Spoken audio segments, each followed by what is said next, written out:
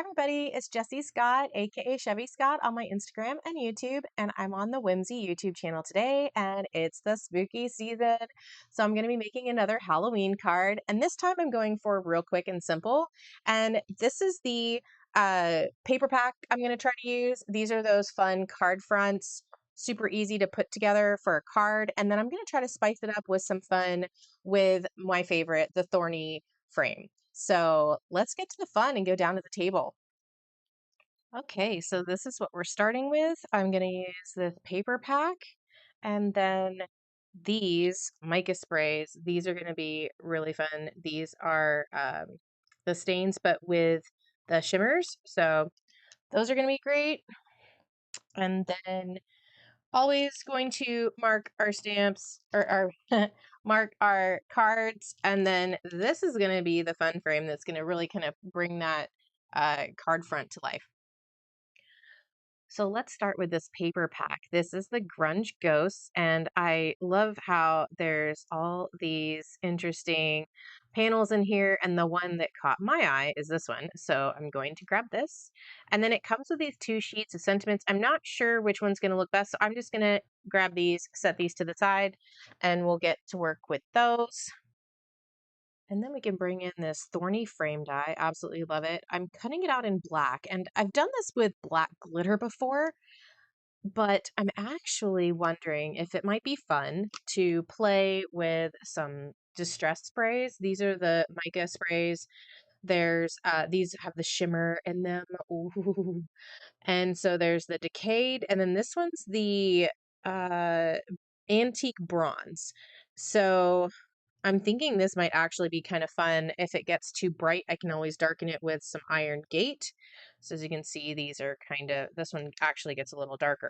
So let's see how this is going to come out. Let me get my splatter box because you never want to get crazy with these. And I should probably start shaking. Just finishing up some shakes. You just want to make sure that you're getting, so this one, there's still a lot in the bottom. I don't want there to be too much orange, so I want this to kind of be the base, I think, to kind of go with this, and then I want to darken it up afterwards. So let's see how that's going to go. So we're going to start with this. This is that antiqued bronze.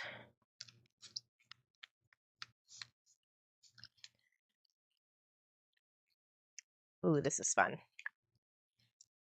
Let's just play some more. I'm going to actually go with the iron gate.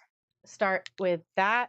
See if we can darken that up a little bit. And then it might be fun to come in with that lighter on top, the decayed, and that kind of has a little gold shimmer. All right. Spray, there we go. So let me grab this super wet now paper, and I'm gonna grab my, let that dry as it sticks to some kitty hair.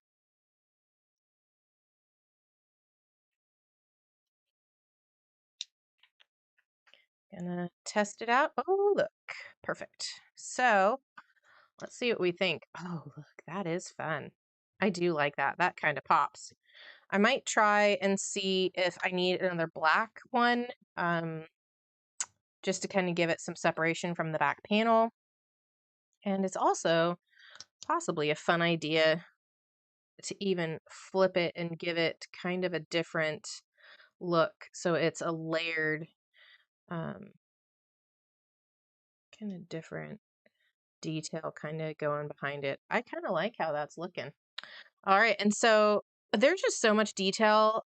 I don't really want to add anything to that. You could add some paste or some other kind of embellishments around the edge, but I like this pretty much as it is. So let me go get a card base. So I'm just going to speed this up, and we're putting that card front directly on my card base, just gluing it nice and flat. And then I'm going to start layering these frames, and I'm just going to glue just the circle part of the frame and layer them on each other and then right on the card front. And then I'm just going to let it, kind of flare up a little bit. And I'm picking up the sentiment I want to use, and I'm going with orange, and I'm picking the ghostly greetings, and I'm just going to flag this off with my hexagon punch, and we're going to dirty it up. Found my black, and I'm just going to get these edges, because I really liked how the piece that I cut off had some black on the edge. And I kind of wish I had a sort of stamp to kind of give it that streaky kind of finish, which we might be able to just kind of do ourselves if we want.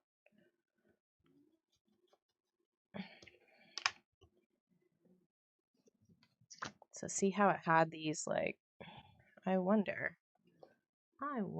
if we, I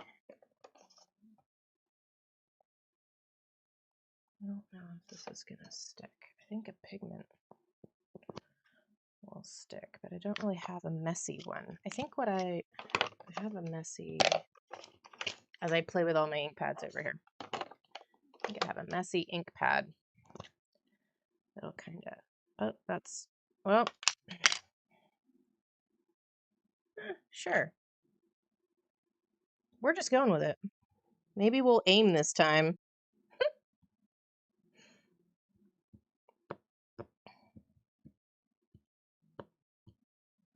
I kind of like it. Maybe just to kind of even it out. There. Kind of gives it a bunch of weirdness all over. Okay, then let's just grab one of my spare paper towels over here without the whole mountain coming down, and just making sure that that's not going to rub, because I'm pretty sure I already touched it enough where it would have. Like it. Okay.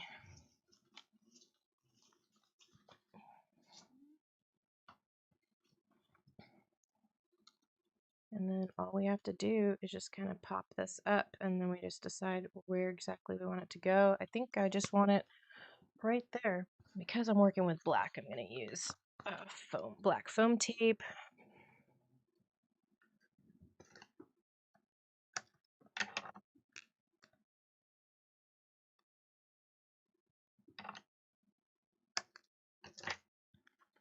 Awesome.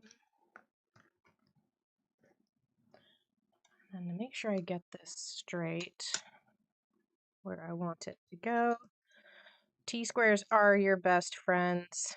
This is the Faboolous Press A2. I love it because it has, this is perfectly for the A2, and it has your little ridge so you can line it up, and then it has the center line and the thirds, and so I can just figure out exactly where I want this, and then just make sure I've got the same amount of ticks on both sides.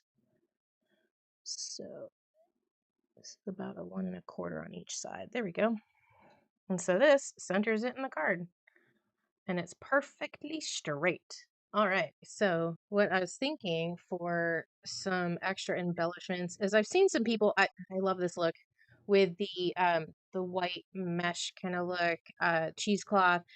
I don't have any of that though, but I do have some ribbon that I have in my stash, and it looks like I might be able to make this work. And I'm just gonna cut it kind of messy just to give it a little, and then it's very white. I don't want it to be white.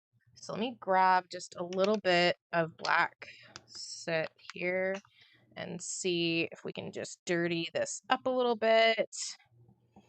And I'm going to do this to a few of these if this works out. And we'll just have some interesting looks here. And then it's got this little nylon that's holding it together. So I don't know if you have this kind of stuff at home, but if you've got some cheesecloth, maybe grab some cheesecloth or some other white mesh that, oh, my gosh. So I'm just cutting the stuff that's holding it together and letting it separate kind of messily. And I'm just gonna kind of fold it back over itself a little bit, kind of twist this up and just kind of stuff it under here and give it a little pizzazz of something.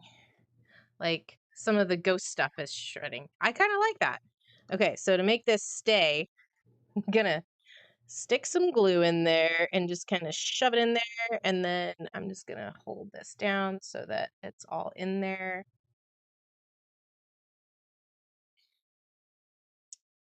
That's kind of looking a little messy. Okay, let me make a couple more.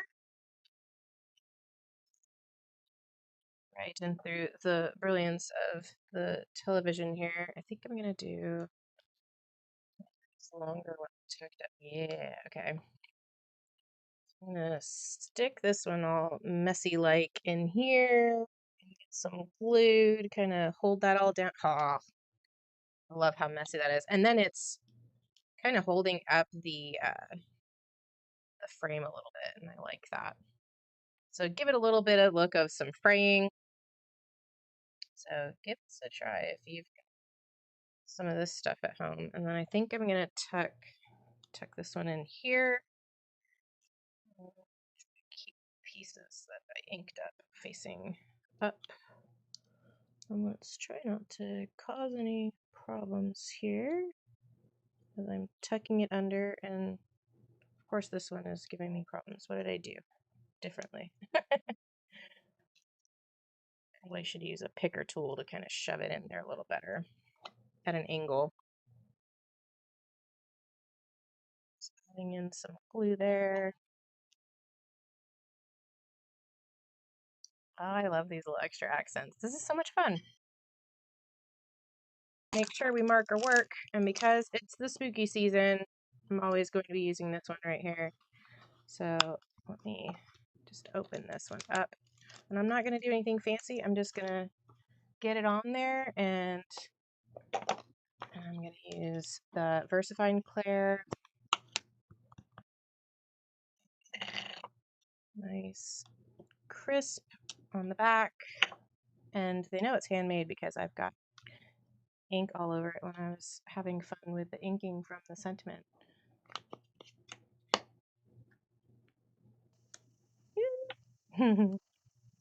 All right, now we're done. I hope you're inspired to use some of these card fronts to make some quick Halloween cards, and you can spice them up as much as you want. Don't forget to mark the back of your card. All right, I'll see you guys next time. Bye.